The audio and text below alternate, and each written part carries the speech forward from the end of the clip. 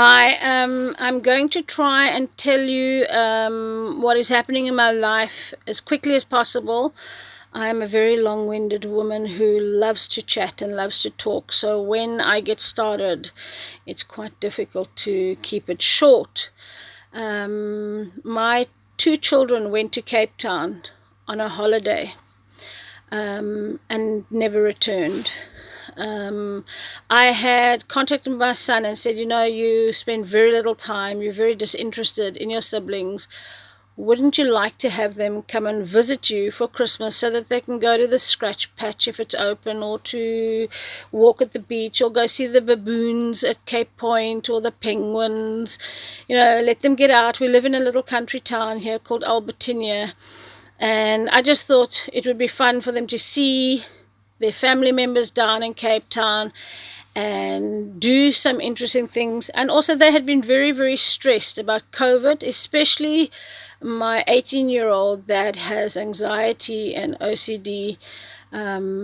She tends to be very almost like envision the worst about everything and the worst scenarios, etc. So I had spoken to my son Shane and said to him, wouldn't you like to have them like from just before Christmas and over New Year? And he said, well, quite frankly, I work day, night and weekend, and I am so busy that we are going to be working right through Christmas. Maybe we're going to take 1 or 2 days off. And so I said, we'll give it some thought, and I'm going to mention it to Lorna, and then let's see, maybe you change your mind. And I chatted to little Lorna. We're two Lornas, big Lorna, little Lorna. And initially she was like, no, I don't really want to go. The vibe is not that good, etc. So I said, well, that's why one goes, is to improve the vibe and to improve the relationship and to work on things. And I said to, Sebastian, being a special needs little boy, would love the outing, going on the bus, and if not with the bus, maybe if there was someone from the town going, they could get an opportunity to get a lift in a smaller vehicle, less people, better for COVID. And he would enjoy just getting out and going to the spur and seeing different things. Not everything is closed off or is surrounded by lots of people. There are lots of things in Cape Town that you can do and still have social distancing and have experiences. So in the end, Shane freed up some time, and little Lorna chatted to Sebastian. I encouraged them all, and the holiday was planned, and they went off to Cape Town. And I'd been having a lot of problems with Lorna the entire year. I think COVID, when it broke out, being a pandemic and being something that I don't think any of us have experienced something like that, but being OCD tended to be, I think it was probably one of the worst sort of experiences for her. We stockpiled food and sort of bunkered in, and she watched the news and was on social media and pretty much getting freaked out the entire year. So I think that was also part of my motivation for getting her out, because on the other side of the world, her older sister in England was hammering the hell out of her, saying, you need to see a psychiatrist, you need to see a psychologist, you need to go on medication, you need to do this, you need to do that, why aren't you doing your schoolwork, why aren't you doing this, why aren't you doing that? And my approach was more of, just relax, we're going to get through this.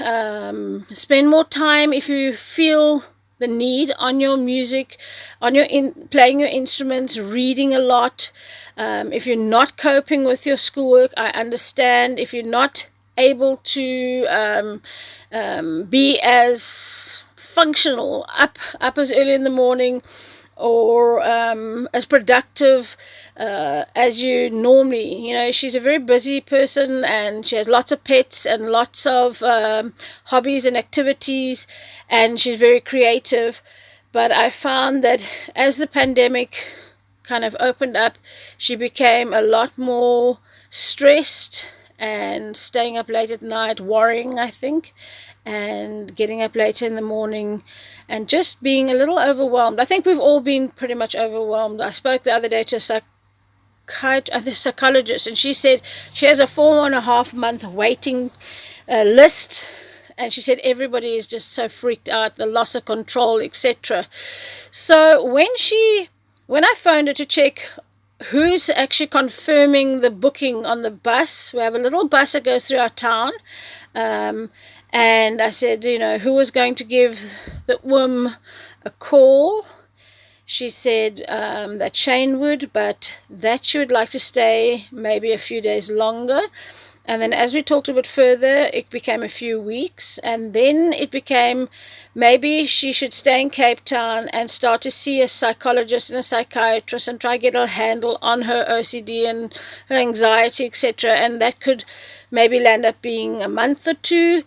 So I said to her, look, I don't mind you staying, but Sebastian, who's a special needs little boy, needs to come home because, number one, he is my child.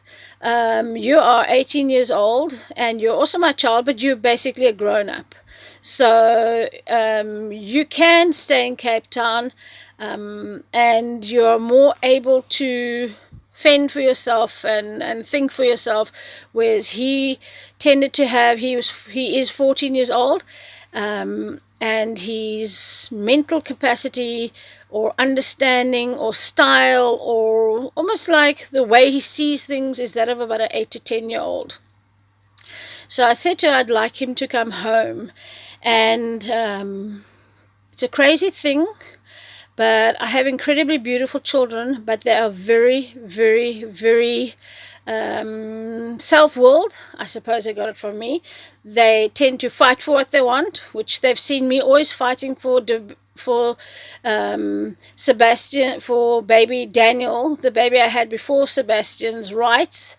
I had a baby in 2005, and he died and was resuscitated and spent 2 days dying on my chest, and I motivated a whole inquest into his death. I struggled to get a postmortem. I was treated very, very badly by the SAPS of South Africa, the SAPS. And I paid for a second opinion postmortem. I paid for a beautiful funeral eventually when it was all done. I took the massive wooden Lakesvar carriage out of the Museum of Bredasdorp and had it drawn by Frisian horses.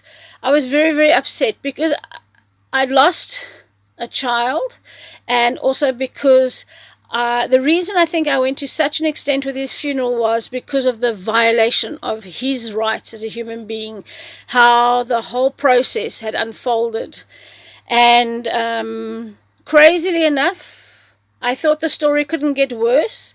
He was delivered at the crematorium in Malmesbury to be cremated, and his body went missing. He was registered in to the crematorium, to the fridges, and 7 days later the actual crematorium closed down. And it took me 2 years of fighting with the police to actually get them to get some type of court order to open up the crematorium and to be able to get the registers all out and establish that it never made it into the ovens. So baby Daniel, who was born before Sebastian, disappeared. And I was given a shockingly horrible list of possible uses, what the police thought he had been used for, including cannibalism, being fed to dogs, chopped up for muti. There were some other things on there. I don't even want to put it on social media, but I just really felt like that is not what you put in a letter to a woman. And at the end of the day, they said because he was worth nothing, that they could do nothing. They could not charge anybody. They could not charge anybody with fraud for taking my money to do a service and not doing it. They could not charge him with theft of a body because the body had no fiscal value. It was worthless. And so I had spent a lot of my life fighting, not only for Daniel and that issue. I'd fought about other things for other people, and I had also been I'm from the age group of people that had seen the change in government and participated in it. At the time, I had 120 people working for me at the age of 23 years old, rolling beads for export to America. I had an amazing factory and the most amazing staff, nearly all of them Xhosa, and I think that that was what absolutely solidified in me my passion about African women.